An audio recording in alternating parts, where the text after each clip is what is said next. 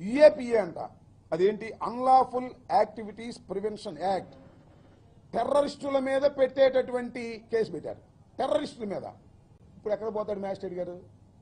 ఇప్పుడు న్యాయస్థానం ఎట్లా వస్తుందో చూస్తాం అని న్యాయస్థానాన్ని సవాల్ చేశారు, న్యాయస్థానాన్ని.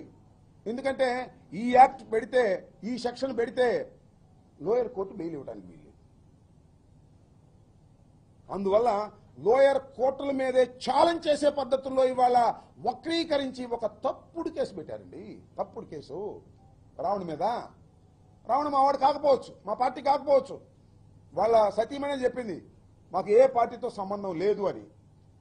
ఇలాంటి తప్పుడు కేసు పెట్టి ఉగ్రవాదుల మీద పెట్టేటటువంటి కేసుని ఒక యూట్యూబర్ మీద మిమ్మల్ని ప్రశ్నిస్తున్నారనే ఉద్దేశంతో మీరు పెడితే మేము చూస్తూ ఊరుకోవాలా? వైఎస్ఆర్ కాంగ్రెస్ పార్టీ ఈ తప్పును తప్పు అనకూడదా? తప్పును తప్పు అంటాం. అతనుకు అన్యాయంగా కేసులు పెడుతున్నారు కాబట్టి మా వైపు నుంచి కోరితే లీగల్ యాక్షన్, లీగల్ సపోర్ట్ కూడా చేస్తామని జగన్మోహన్ రెడ్డి గారు చెప్పడం జరిగిందని మనం చూస్తున్నాం. కాబట్టి ఇవాళ ఒకసారి చూసినట్లయితే మీరు కేవీఆర్ మా పార్టీ కాదు, రావణ్ మా పార్టీ కాదు, చచ్చిపోయి బూడిదైపోయినటువంటి సాయికృష్ణ మా పార్టీ కాదండి. ఆయన జనసేన. అంతేకాదు పేరుపోగు కాంతి కుమార్ మా పార్టీ కాదండి, ఆత్మహత్య చేసుకున్నాడు. పోలీస్ హెరాస్మెంట్కి భరించలేక ఆత్మహత్య చేసుకున్నాడు. అతను మా పార్టీ కాదు, తెలుగుదేశం.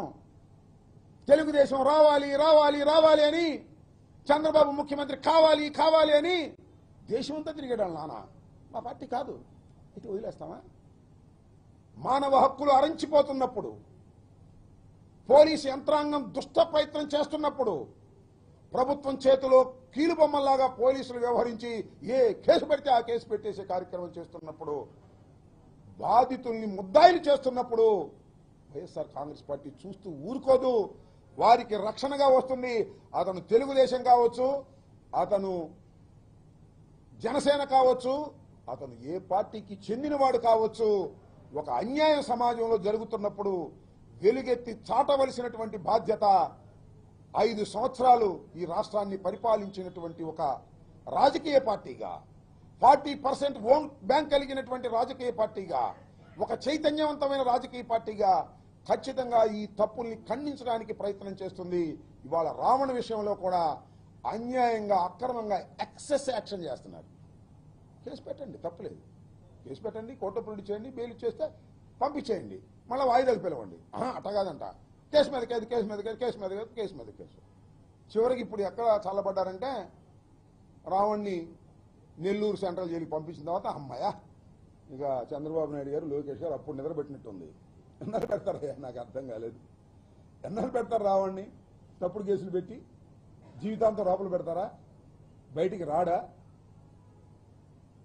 ఎంత ప్రాముఖ్యత ఇచ్చారు? సమస్యలు ఎన్నున్నాయి ఈ రాష్ట్రంలో. ఈ సమస్యలన్నీ వదిలేసి రావణు, కేవీఆర్ ఇలాంటి సోషల్ మీడియా యాక్టివిస్టుల్ని కట్టడి చేసే కార్యక్రమం నేను తెలియకొడుతానండి. చంద్రబాబు నాయుడు గారు, లోకేష్ గారు, పవన్ కళ్యాణ్ గారు ఎవరండి? కిరా కార్పిన. ఇప్పుడు చూసారా మీరు ఎన్ని బూతులు మాట్లాడతాడు? సీమరాజు ఎన్ని బూతులు మాట చూశారుగా. వాళ్ళనేమో మీరు పెట్టుబడి పెట్టి మాట్లాడిస్తారు, వాళ్ళ మీద యాక్షన్ తీసుకోరు. నేను కంప్లైంట్ ఇచ్చా కిరా కార్పి మీదను, సీమరాజు మీద. మీకు గుర్తుందో లేదో? పోలీసులు మీరు చేయమన్నారు, రీచ్ చేయమన్నారు. తర్వాత కోర్టుకు వెళ్ళా, కోర్టు వారి ముట్టికెళ్ళేసిన తర్వాత రిజిస్టర్ చేశారు. యాక్షన్ తీసుకోరు. అదే కేవీ రెడ్డో, ప్రశ్నారావణ అయితే 500 మంది పోలీసులు వెళ్ళిపోతారు మీ దుంపదగా.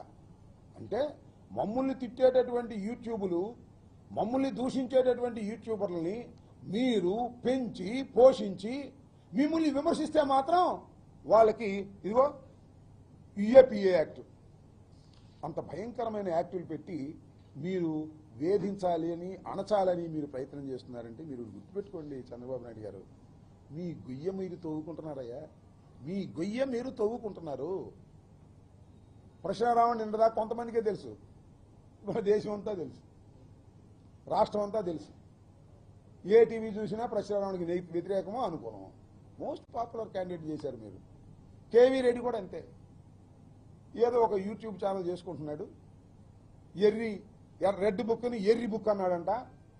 ఆ బుక్ దగ్గర ఏదో పదం పెట్టారు, పూ అనే పదం పెట్టి అన్నాడని చెప్పి రాసి పారేశారు. ఎఫ్ఐఆర్ రిజిస్టర్ చేశారు, తీసుకొచ్చారు, లోపల పెట్టారు. మీ గొయ్య మీరు తవ్వుకుంటున్నారు. ఎంత చెట్టుకు అంత గాలిలాగా, ఎంత క్రైమ్కి అంతే కేసు ఉండాలి. ఇది ఎక్కడ కేసులే బాబు, నాకు తెలియకూడదని. ఇంతంత కేసులు పెడితే సమాజం మిమ్మల్ని అంగీకరిస్తుందా చెప్పమని ఈ సందర్భంగా నేను మనవి చేస్తున్నాను. అన్నిటికన్నా మించి ఏంటంటే, పోలీస్ స్టేషన్ ఉంటే పార్టీలో వెళ్ళిపోతారండి, మాకు అప్పచెప్పమంటున్నారు. పోలీస్ స్టేషన్లో రావణుంటే మాకు అప్పచెప్పన్నారు, సంగతి తెలుస్తా ఉంటున్నారు. ఇక ఏం పోలీసులు అప్పచెప్పలా, పోలీసులు కూడా నెట్టేశారు, అది వేరే అంశం.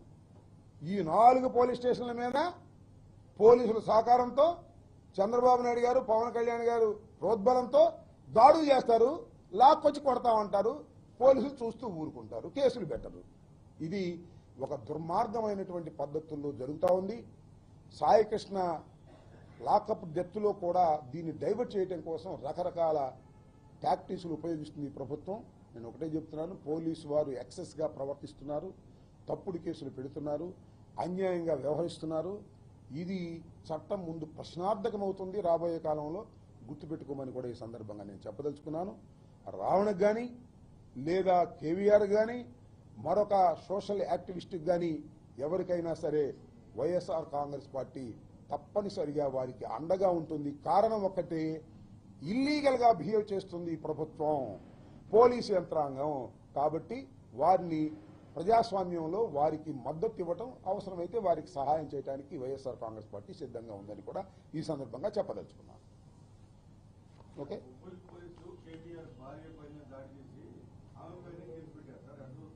వాళ్ళ మీద కూడా కేసు పెట్టారు కదా. ఇప్పుడు కేవీఆర్ భార్య మీద దాడి చేస్తారు, కేవీఆర్ భార్య మీదే కేసు పెడతారు. నా మీద దాడి చేస్తారు, నా మీదే కేసు పెడతారు. మీరు జగన్మోహన్ రెడ్డి గారు మనం చెప్పాడు, బాధితులే నిందితులు. ఎవరైతే పోలీసులకి బాధితులుగా ఉంటారో వాళ్ళే నిందితులు చేసేస్తారు. మీకు ఇంకోటి కూడా చెప్తున్నా, జనవరి 31వ తారీఖున మా ఇంటి మీద దాడి చేశారు. విజువల్స్ అన్నీ చూశారుగా. ఒక్కను అరెస్ట్ చేయలే, నన్ను మాత్రం అరెస్ట్ చేసి 15 రోజులు పెట్టారు.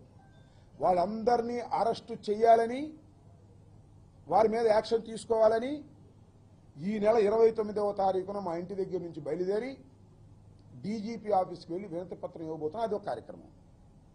ఎవరినైతే కొడతారో, ఎవరినైతే బాధిస్తారో వాళ్ళ మీదే కేసులు పెట్టి అణచాలని ప్రయత్నం చేసేటటువంటి దుర్మార్గమైనటువంటి పాలన జరుగుతూ ఉంది. ఈ పాలనని ప్రజలందరూ కూడా వ్యతిరేకించాలని నేను ఈ సందర్భంగా కోరుకుంటున్నాను. ఓకే.